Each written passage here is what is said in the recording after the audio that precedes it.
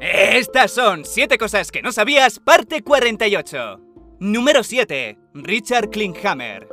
Un año después de la desaparición de su mujer Hannelore, Richard escribió un libro con un título muy sugerente: 7 maneras de asesinar a tu esposa. Era tan llamativo y macabro que se convirtió en el principal sospechoso. Él mismo se estaba incriminando. Su mujer desaparece y publica un libro sugiriendo que ha sido él y da varias posibilidades sobre cómo lo ha podido hacer. ¿Estás enfermo o eres culpable? Lo interrogaron varias veces, pero no podían sacarle nada. Pese al libro, él negaba haberlo hecho. Decía que solo era un truco comercial. Registraron su casa, su coche, su jardín, todo de arriba abajo, pero no vieron nada con que poder incriminarle. Pasado eso, no tenían más remedio que soltarle. Cabe decir que aunque escribió el libro, el editor no quiso publicarlo. No fue sino al cabo de varios años que se filtró a la prensa, seguramente con el propósito de que los medios le metieran presión, o quizá solo quería hacerse famoso y salir en la televisión le haría confesar. Con la tontería se hizo famoso. Estuvo durante muchos años insinuando que él había asesinado a su mujer e iba dando pequeñas pistas. Llegaron a creer que solo era un enfermo que aprovechó la desaparición de su mujer para ganar fama, pero que no tenía nada que ver con la desaparición. El tiempo fue pasando y el tema olvidándose, pero cuando se mudó a Ámsterdam, se sentenció. Los nuevos inquilinos hicieron reformas en el jardín, descubriendo la calavera de Hannelore. Con ella, Richard no podía huir más y terminó confesando. Había sido él. Le golpeó en la cabeza y la enterró en el jardín cubriéndola de cemento. Más tarde, llevó la bicicleta de su mujer a la estación de tren para hacer ver que había sido ella que se había fugado y denunció su desaparición. Hay quienes creen que el asesinato fue accidental, pero en lugar de hacerse responsable, decidió montar aquel espectáculo que tanto disfrutaba. El asesino que escribió un libro dando pistas sobre cómo lo hizo. Número 6. El discurso de Theodore Roosevelt. El discurso comenzó de esta manera. Amigos, os pido que mantengáis tanto silencio como sea posible. No sé si comprendéis que me acaban de disparar. Seguidamente se desabrochó el chaleco y les enseñó la herida para que vieran que no mentía, que le habían disparado justo antes de dar el discurso. Pero como dijo él mismo, se necesita más que esto para matar a un alce. Eso del alce era un símil que le gustaba hacer. Tuvo tanta buena suerte como mala. Buena porque la bala no tocó el corazón o los pulmones. Gracias al abrigo, los papeles y, lo más importante, el estuche, la bala perdió fuerza. Y mala porque por la misma razón, el proyectil no salió de su cuerpo. Más tarde los médicos le dirían que era más seguro dejarla donde estaba que intentar sacarla. Sin embargo, no mentía cuando dijo que se necesitaba más para pararle, porque aún así dio su discurso. Pese a que se disculpó previamente por si no podía terminarlo, logró hacerlo. A sus 53 años dio un discurso de 1 hora y media con una bala dentro del cuerpo. 1 hora y media en la que nadie podía creer lo que estaba pasando, temiendo en todo momento que se desangrara, se desmayara y fuera demasiado tarde para salvarle la vida. Le pedían que lo dejara estar, pero no quería parar. Estaba decidido a demostrar que su determinación era más fuerte que una bala. Ni siquiera se cabreó cuando le dispararon. Una vez detuvieron al atacante, se limitó a preguntarle: ¿por qué lo hiciste? ¿Cuál es el propósito?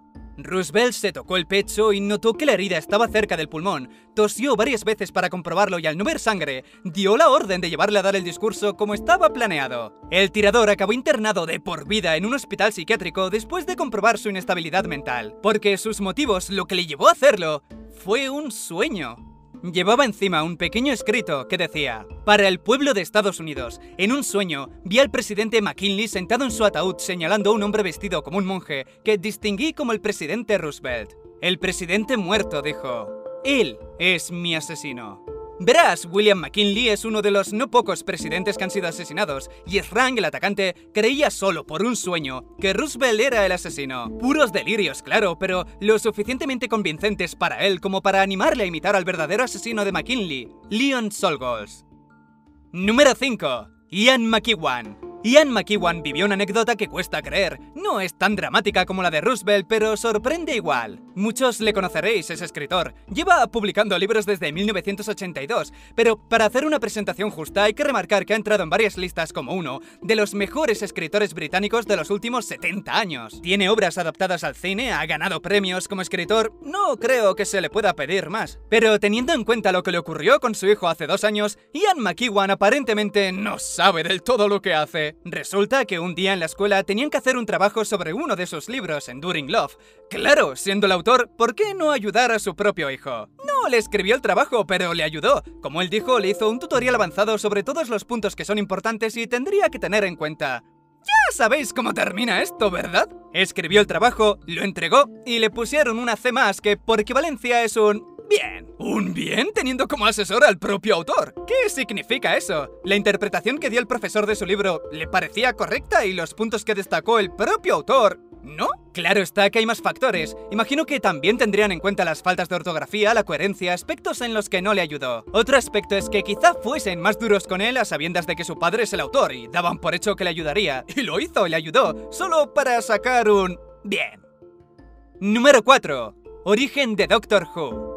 No nació desde el principio pensado como una serie de ciencia ficción dirigido principalmente a un público adulto. Se creó para ser un programa familiar y educativo. Los viajes en el tiempo y los personajes servirían como excusa para ponerse en situación. Si querían enseñar algo relacionado con la ciencia, viajarían al futuro y para enseñar historia, al pasado. Pero sobre los años 70, viendo la popularidad de los alienígenas, decidieron cambiar de rumbo y centrarse en lo que el público quería ver: ciencia ficción. Y su primer capítulo se retransmitió un día después del asesinato de Kennedy. Número 3. Búho Café, como no podía ser en otro lugar, en Japón. No sabía que había tanta pasión por los búhos en Japón. Entiendo lo de los gatos y el de los perros, pero ¿búhos? Y tú pensarás, bueno, habrá como mucho un local que a duras penas logra atraer clientes, pero ¿qué va? Tienes todos los que quieras y un poco más. Tienes Owl Village en Harajuku, Mofu Mofu en Shinjuku, Akiba Fukuro cerca de la estación de Akihabara, Fukuro no Mise cerca de la estación de metro de Tsukishima, y bastantes más, esos son solo algunos. Sí que tiene que haber mucho interés en los búhos para que existan tantos cafés ofreciendo lo mismo. Lo que ofrecen es poder interactuar con los búhos de diferentes maneras, puedes acariciarlos, alimentarlos si tienen hambre y claro está hacerte fotos. Es curioso y llamativo, pero no todo es tan bonito porque piénsalo bien, son búhos, y los cafés abren durante el día. A diferencia de otros cafés temáticos donde los animales van por libre, los búhos tienen que mantenerse despiertos, es su atracción principal. Muy pocos irían para verlos dormir. Ciertamente, no todos los búhos duermen de día. Sí, la mayoría de las especies, pero no todas. Dicho eso, no sé qué especies son y si las que tienen son aquellas que duermen de noche. Además, por si fuera poco, muchos están atados. Cuando viene el cliente lo desatan, se lo llevan para que lo toque, se haga fotos. El búho no es agresivo, pero tampoco esperes mucho cariño de ellos. No son como los gatos, por ejemplo.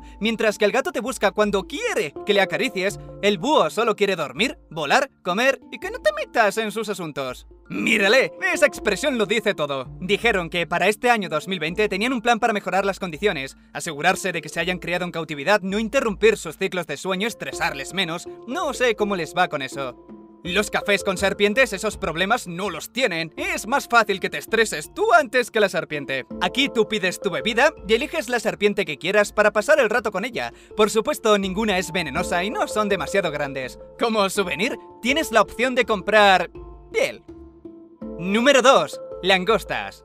Las langostas no siempre tuvieron la reputación que tienen hoy en día de ser un producto reservado solo para los que se lo pueden permitir. Hubo una época sobre 1600 en que las langostas eran usadas para dar de comer a los prisioneros, niños que vivían en la calle y demás personas pobres, lo que le dio la fama de ser la proteína del pobre. Dado a que era alimento de pobres y esclavos, todos los sobrenombres que le ponían a la langosta eran despectivos para dejar claro que no había ni un destello de nobleza en ese crustáceo, de ahí que también las llamaran cucarachas del mar, un ser que para ellos no era más que alimento de pobres y posteriormente cebo para pescar. Europa fue la primera en cambiar de mentalidad y en ver su potencial, en parte gracias a los pintores de la época que para representar abundancia en la mesa añadían langostas, como este de Jan Davids. Quizá lo hizo simplemente por el color, pero lo predijo. La langosta, más que llamarse la proteína del pobre, pasaría un día a llamarse la proteína del rico. La reputación negativa duró más de 200 años. Pequeños eventos, pequeños cambios de mentalidad, lo convirtieron finalmente en un manjar sobre el año 1870 más o menos. Número 1. La primera Comic Con de Nueva York. El primer evento de la Comic Con realizada en Nueva York se hizo en 1964 y la primera entrada fue vendida a una persona que casi nadie conoce, George R.R. Martin. Un George Martin de 16 años que tuvo que viajar desde Nueva Jersey y gastar $1.50 en la entrada. Una Comic Con que nada tiene que ver con las que hacen ahora. Mucha menos gente, más tranquilidad. Recuerda con nostalgia cuando apenas eran 100 personas y podías pasear por todas partes en busca de viejos cómics. Para que te hagas una idea, en 2010 se calculó unos 130.000 asistentes y en el 87, cuando eran 5.000, dijo que ya creía que había mucha gente. La fama también es un factor, claro. Ahora, si quiere hacer lo que hacía antes, tiene que ir lógicamente escoltado y no puede estar tranquilo de ese modo. ¿Qué cosas? Fama y dinero el que quieras, pero lo único que no puede hacer es pasear tranquilo. Esta anécdota la contó en una entrevista, precisamente en la Comic Con de 2014. Lo podéis buscar, pero entre el presentador, que tendría que haber bajado el entusiasmo un grado, y la música de fondo, se hace un poco pesado. Y nada más, familia, suscríbete, dale a like si te ha gustado, ¡un besazo y hasta pronto!